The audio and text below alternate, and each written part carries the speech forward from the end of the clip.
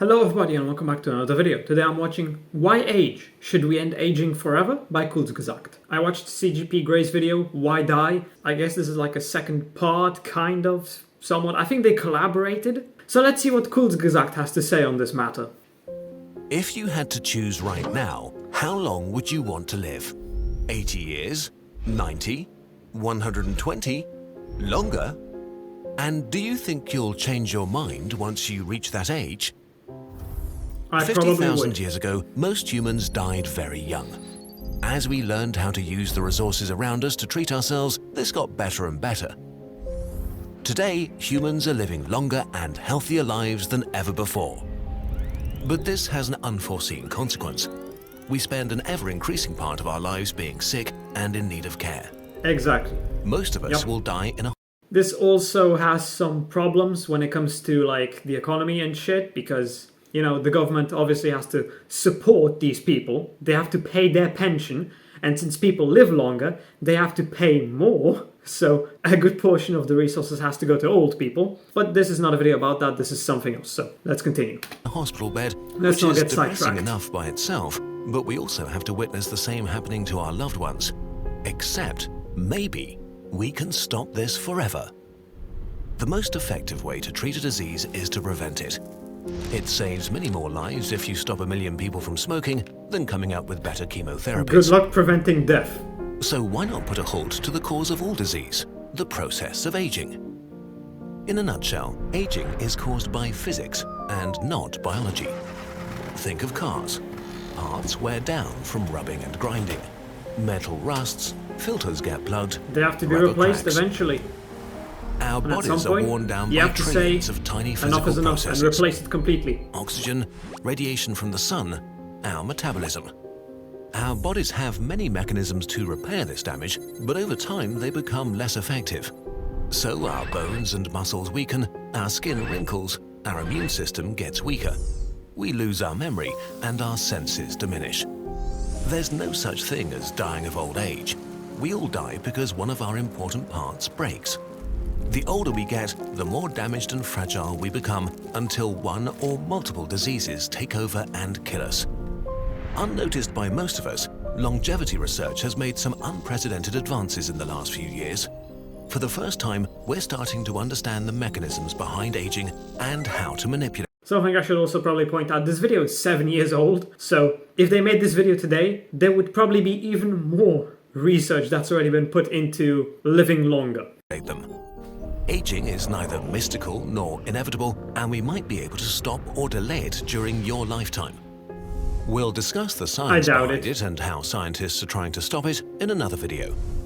But first, if we could, should we end aging? Is this a good idea? The end of aging or life extension makes many people uncomfortable. We're born, are young, become older, and then we die. This has been the natural order for literally... I mean, if they did manage to find a way to stop aging, I feel like it would, at first, at least at the beginning, it would only be available to people who are rich or in power. Eventually, maybe at some point, it would be commercially available to the public, to everybody. Though when I say everybody, it would probably still be very expensive, which means people in third world countries would not be able to afford it. So a part of the world would live longer or possibly be immortal, while another part of the world is still just dying due to age. That would be very weird, wouldn't it? Where a certain part of the world is more privileged, therefore they get immortality, while another part of the world just keeps on dying. So whether you die or get to live forever is entirely dependent on where you're born, how lucky you are at birth. That would suck. All of human history. And getting old is a good thing, right? We celebrate the idea of living long enough to experience old age. We even call them the golden years. But the reality is that everybody wants to become old, but nobody wants to be old. Yeah, that's true. Nobody wants to suffer the diseases and everything else. Tithonus was the lover of the goddess Eos, and probably an amazing dude because she begged Zeus to grant him immortality so they could spend eternity together. But she forgot to specifically ask for eternal youth. Tithonus was granted eternal life, but he kept aging, unable to die. After a few hundred years, he was reduced to the size of a grape, babbling on senselessly forever. Thousands of years ago, humans already feared never-ending old age. But ending aging... You also have to think about it. Eternity is a very long time. Eventually, you will run out of things to do. So what do you do then? You're immortal, unless you can still just end yourself by, you know. But if you can't, what then? Does not mean getting weaker and weaker. If you become too old, it's too late. A 90-year-old who stopped aging would die anyway after a few years. Too much damage has been done to his internal machinery. There are already too many surfaces for disease to attack. You'd have to stop aging at around, like, I would say 25 to 30 years old. The best would probably be 25. Instead, the concept of life extension promises to end diseases and with them, the end of a fixed maximum age. We don't know how much we could prolong our lives. We might make every human healthy to the currently accepted maximum age of around 120, or we might stop biological aging and disease indefinitely. Nobody knows at this point what's possible.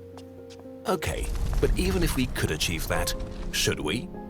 Well, life extension is really just another phrase for medicine.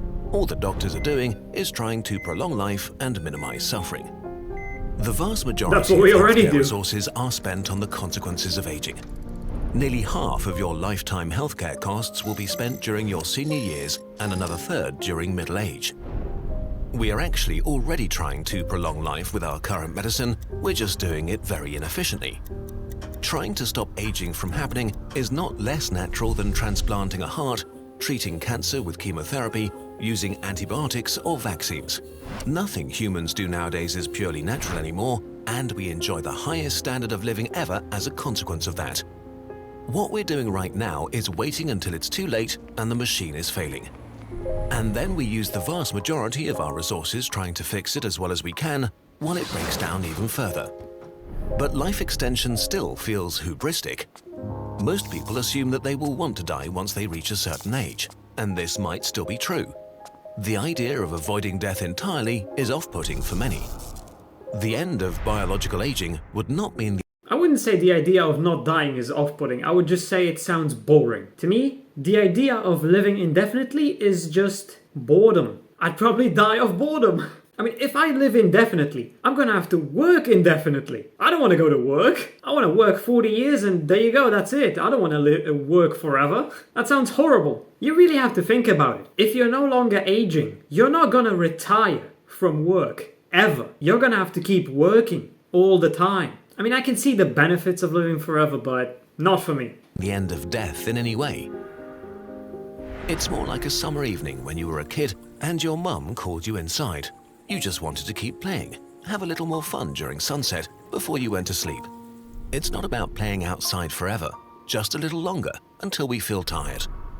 If you imagine a world without disease where you and your loved ones could live in good health for another 100 or 200 years, how would this change us?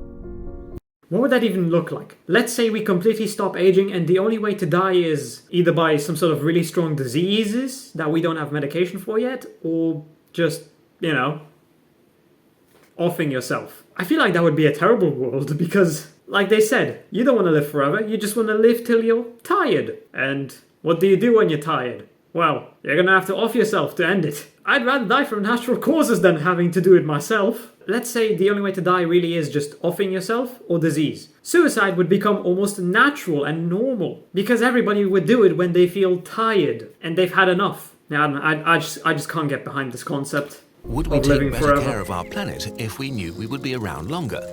If we could work for 150 No, we still years, wouldn't. how much time would we spend? Just because we're going to live longer doesn't mean people are going to take care of the planet. They would still have the same mindset, the next generation is going to do it. Figuring out what we're good at. How much more time would we spend learning? Would the intense feeling of pressure and stress many of us are feeling right now go away or get worse? So, asking again, if you could choose how long to live right now, in good health and with your friends and family, what's your personal answer? What would you like your future to look like? But maybe you're still unconvinced. Some nag. Yeah, one thing that really bothers me about this video is how a lot of problems just aren't addressed.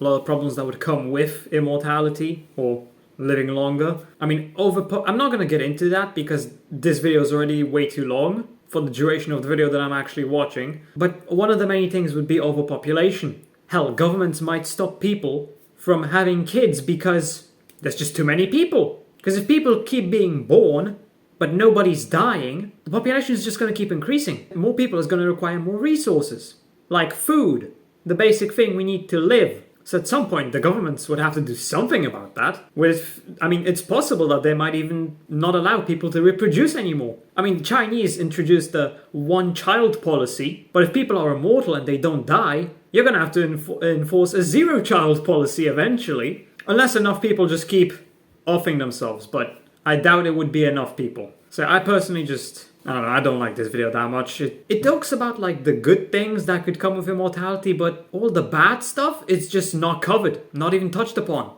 They mention some of the pros, but none of the cons, and I just do not like that. Yeah, I think I've said everything I wanted to during the video. I just can't get behind this concept. I personally see more negatives than positives, so I'm gonna just have to say no to this. But that's just my opinion. It's fine if yours is different. Maybe you are completely behind this. That's fine too. Nothing wrong with that. I can see the appeal of living for a longer time or forever perhaps, but it's just not for me. So anyway, I hope you enjoyed the video. If you did, consider subscribing and leaving a like. If you're interested, why not watch this video right here? And with that, I hope I'll see you in the next video.